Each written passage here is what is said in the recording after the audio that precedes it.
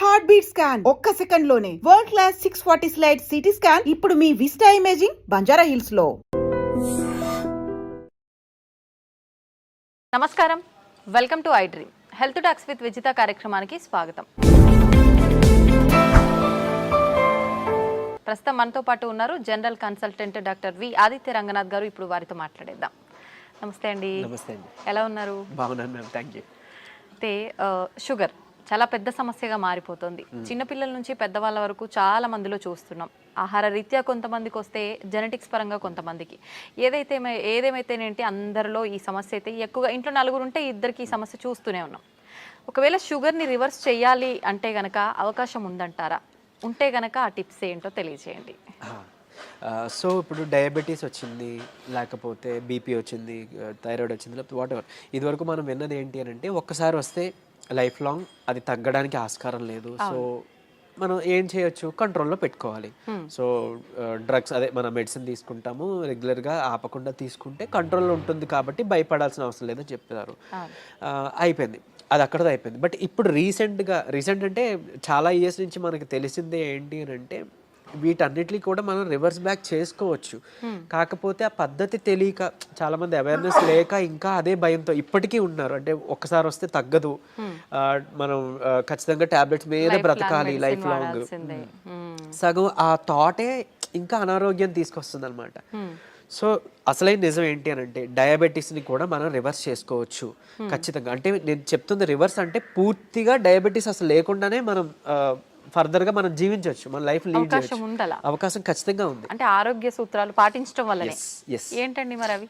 So మెయిన్గా ఇప్పుడు diabetes రావడానికి కారణం ఒకటి ఇన్సులిన్ రెసిస్టెన్స్. సరే, ఇన్సులిన్ రెసిస్టెన్స్ అంటే ఏం లేదండి, ఇప్పుడు మనం ఎక్కువసార్లు తీసుకుంటాం, డే మొత్తంలో ఎక్కువసార్లు తినడం, లేదా ఏదైనా మధ్యలో గ్యాప్స్లో మళ్ళీ ఇప్పుడు లంచ్, డిన్నర్, పొద్దున్న బ్రేక్ఫాస్ట్కి మధ్యలో మళ్ళీ ఏదైనా టీ, ఏదో కాఫీ అలవాటు ఉంటుంది, లేదంటే ఇంకేదైనా స్నాక్స్ తింటాం. ఇలాంటి అలవాటు ఎక్కువ అయిపోయి ఏంటి అని అంటే మనం ఏది తిన్నా ఏది తాగినా, అంటే వాటర్ తప్పిస్తే మిగిలిన ఏం తీసుకున్నా మన బాడీలో ఇన్సులిన్ ప్రొడక్షన్ జరుగుతుంది. సో టైప్ 2 డయాబెటీస్ అంటాం ఏంటి, ఇన్సులిన్ ప్రొడక్షన్ ఉంటుంది మన బాడీలో, జనరేట్ అవుతుంది, కానీ ఆ కణాలు సరిగ్గా ఇన్సులిన్ని యూజ్ చేసుకోలేకపోతున్నాయి. దాన్ని టైప్ 2 డయాబెటీస్ కింద పరిగణిస్తున్నారు. ఒకవేళ ఇన్సులిన్ ప్రొడక్షనే లేదు బాడీలో, మన ప్యాంక్రియాస్ సరిగ్గా పనిచేయట్లేదు, అందులో ఐలెట్స్ ఆఫ్ లాంగర్హాన్స్ అని ఒక కణాలు ఉంటాయి, దాని నుంచే మనకి ఇన్సులిన్ వస్తుంది.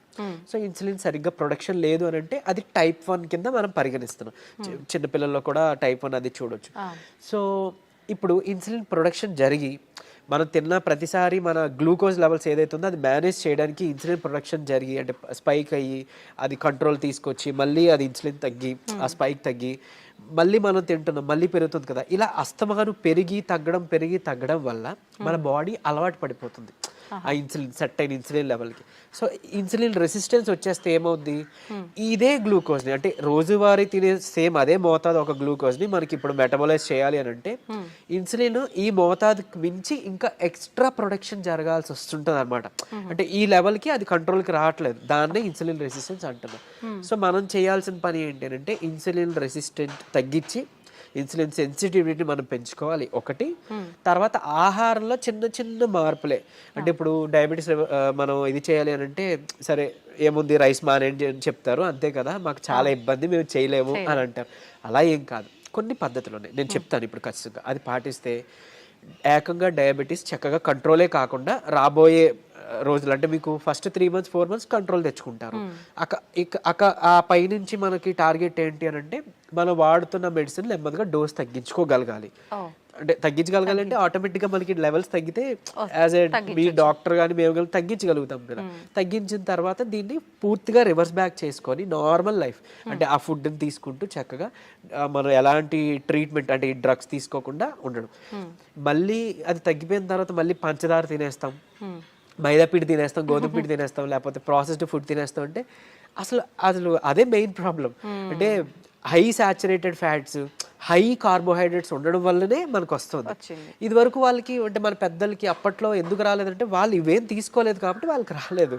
సో మనం అది ఫుడ్డే ఇది ఫుడ్డే కదా, ఏదో నార్మల్ లైఫ్, అంటే తగ్గిన తర్వాత మళ్ళీ తినేయొచ్చు అన్న వాళ్ళకి ఇది ఆన్సర్ చెప్తున్నా. సో అది కాదు, నార్మల్గా మీరు రైస్ తీసుకోవచ్చు, రైస్ పూర్తిగా మానే అవసరం లేదు, కాకపోతే రైస్తో పాటు కొన్ని తీసుకోవాల్సి ఉన్నాయి. సో చూడండి, సింపుల్ టెక్నిక్. హై కార్బోహైడ్రేట్స్ తీసుకోకూడదు, హై కాంప్లెక్స్ కార్బోహైడ్రేట్స్ తీసుకోకూడదు, తర్వాత హై సాచురేటెడ్ ఫ్యాట్స్ తీసుకోకూడదు. సో ఇవి తప్పిస్తే మరి మిగిలిన ఆప్షన్ ఏంటి? కొంతమంది ఇక్కడ ఏం చేస్తారంటే కార్బోహైడ్రేట్స్ తీసుకోకూడదు అన్నారు కాబట్టి పూర్తిగా కార్బోహైడ్రేట్స్ని తగ్గించేస్తున్నారు. అంటే నో కార్బోహైడ్రేట్ ఫుడ్ అంటారు, అలా వెళ్ళిపోతున్నారు, కీటో డైట్స్ అని. అలా వద్దు. అలా అయితే ఏమవుతుందంటే మనకి ఇన్ని సంవత్సరాలు లేదా ఇన్ని జనరేషన్స్గా మనకి బాడీకి కార్బోహైడ్రేట్స్ అలవాటు, సో దాని డైజెషన్ అలవాటు. సో అక్కడి నుంచి మళ్ళీ అది బ్రేక్ డౌన్ అయ్యి గ్లూకోజ్ కింద మనకి కన్వర్ట్ అవుతుంది, మనకి శక్తిని ఇస్తుంది, బాగుంది. మీరు తినడం మానేస్తే ఒకటి మీకు కూడా బాడీకి అది కొత్తది ఏంటంటే కార్బోహైడ్రేట్స్ అసలు అది డైజెషన్ చేసే ఒక పద్ధతే మర్చిపోద్ది మన బాడీ. సో రేపు పొద్దున్న నార్మల్ సింపుల్గా కార్బోహైడ్రేట్స్ తీసుకున్నా దానికి చాలా కష్టపడాల్సి వస్తుంది.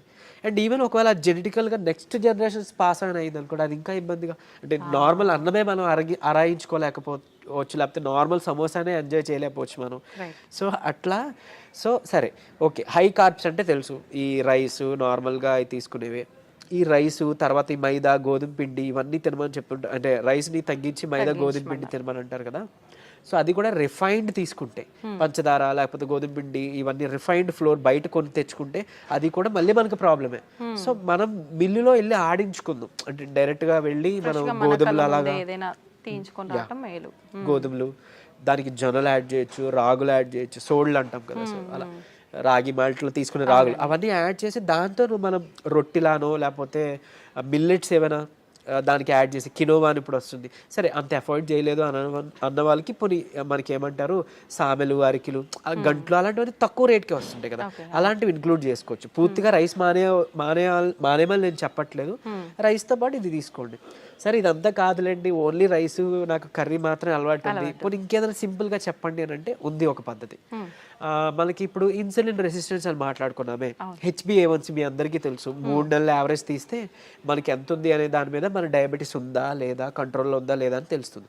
సో దాన్ని మనం కంట్రోల్ పెట్టడానికే కదా ఇప్పుడు అన్ని చెప్తున్నాం. మన ఇన్సులిన్ వాడాలన్నా లేకపోతే ఈ మెట్ఫార్మిన్ మన డయాబెటీస్ డ్రగ్స్ వాడాలంటే కూడా మనకు అలానే దేవుడు కూడా ఇచ్చిన ఆహారంలో ఈ పని చేసే ఉన్నాయి. ఏంటి అని అంటే ఒకటి కీరా దోసకాయలు, తర్వాత పంకిన్ సీడ్స్ గుమ్మడి గింజలు, తర్వాత పాలకూర.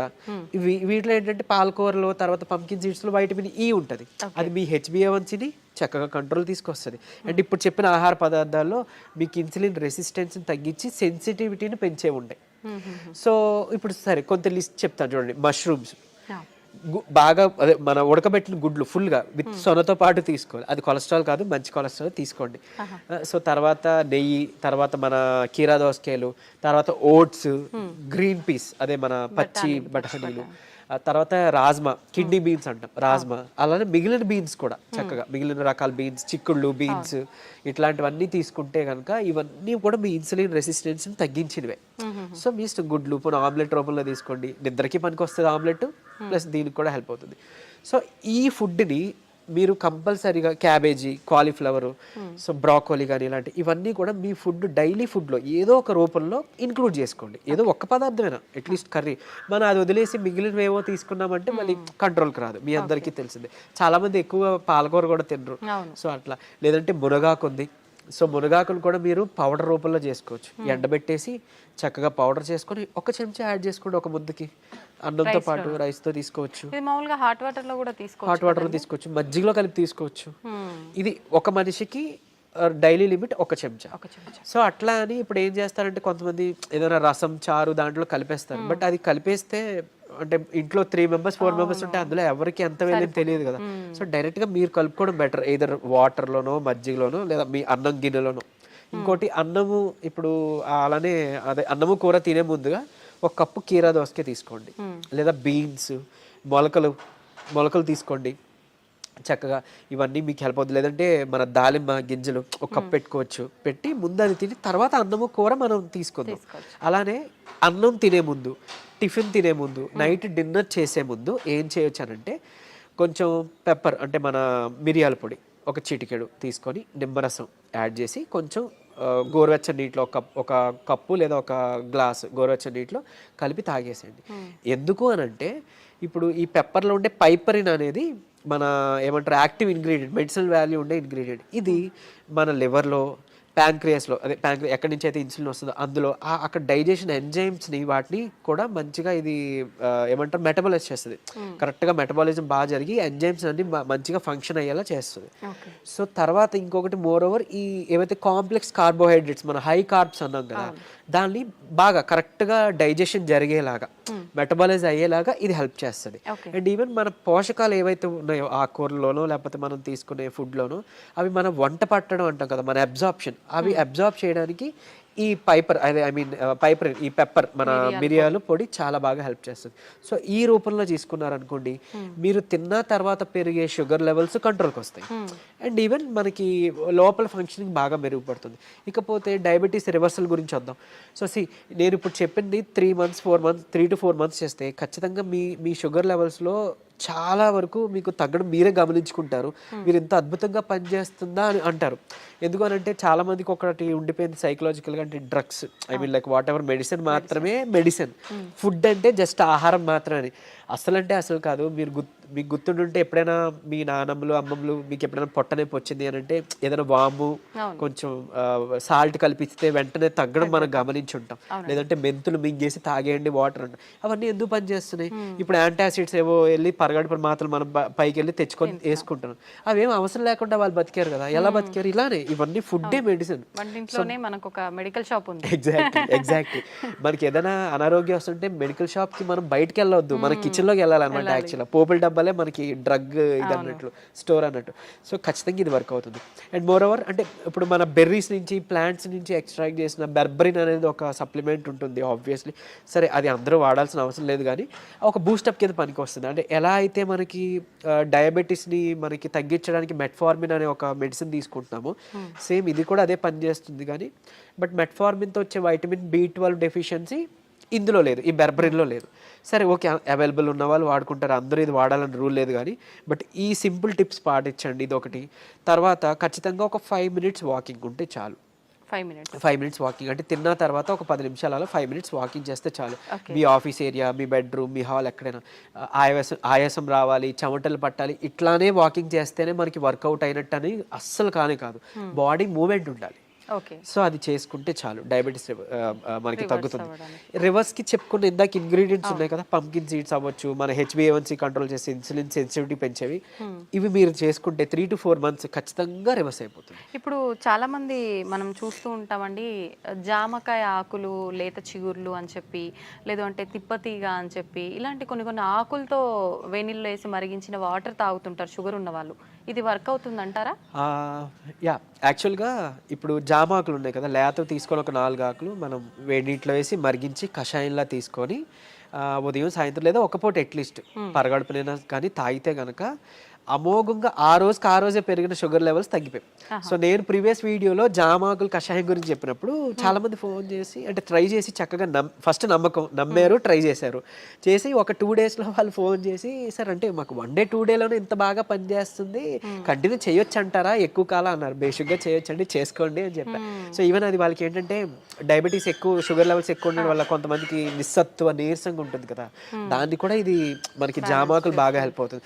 జామకాయ తినొచ్చు, బొప్పాయి తినొచ్చు, అట్లనే జామాకులు కషాయం బాగా హెల్ప్ అవుతుంది, తీసుకోవచ్చు. తిప్పతీగ కూడా తీసుకోవచ్చు. బట్ తిప్పతీగ చాలా మంది తెలియక కోవిడ్ టైంలో అంటే ఇప్పుడు వైరస్ నుంచి బయటపడాలని తెలియక చాలా మంది ఓవర్ డోసెస్లో తీసుకుని వితిన్ 15 daysలో వాళ్ళ లివర్ మొత్తం డ్యామేజ్ అయ్యి ఎమర్జెన్సీ వార్డులో అడ్మిట్ అవ్వడం, చనిపోవడం జరిగింది. కానీ నేను ఇక్కడ చెప్పే ఒక ముక్క, తిప్పతీగ ప్రాబ్లం కాదు, ఓవర్ డోస్ ప్రాబ్లం. కాబట్టి తిప్పతీగని మనం ఇప్పుడు ఒకవేళ ఒక లైక్ 1 inch తీసుకున్నాం అనుకోండి, ఆ రూట్ ఏదైతే ఉందో దాన్ని బాగా బాయిల్ చేసి మనం దాన్ని తాగొచ్చు. దాంట్లో కొంచెం ఉసిరి పొడి యాడ్ చేయొచ్చు, లేదంటే మునగాకు యాడ్ చేసుకోవచ్చు 1/2 spoon అట్లా. ఇలాగా మనం తీసుకున్నాం అనుకోండి మనకి మంచిగా బెనిఫిటే. ఇప్పుడు అలాగని ఏంటి ఫ్లాక్ సీడ్స్ ఉన్నాయి, అవిసె గింజలు ఉన్నాయి. అవిసె గింజలు మనకి కొలెస్ట్రాల్ తగ్గిస్తుంటుంది, డయాబెటీస్ని రివర్స్ చేస్తుంది బాగా. అంటే ఒక 2 చెంచాలు మనం పౌడర్లా కానీ తయారు చేసుకొని మనం ఫ్లాక్ సీడ్స్ తీసుకుంటే, ఇదే ఫ్లాక్ సీడ్స్ గురించి ఒక పేపర్లో ఒక ఆర్టికల్ వచ్చింది. ఏంటి ఫ్లాక్ సీడ్స్ తీసుకోకూడదు, లివర్కి మంచిది కాదు, లేకపోతే ఇంకోటి ఏదో అని. కరెక్టే, ఏదైనా అతిగా తీసుకుంటే మనకి ఫుడ్ అయినా ఆబ్వియస్లీ కదా. సో అంతే, అది పట్టుకొని ఉండొద్దు.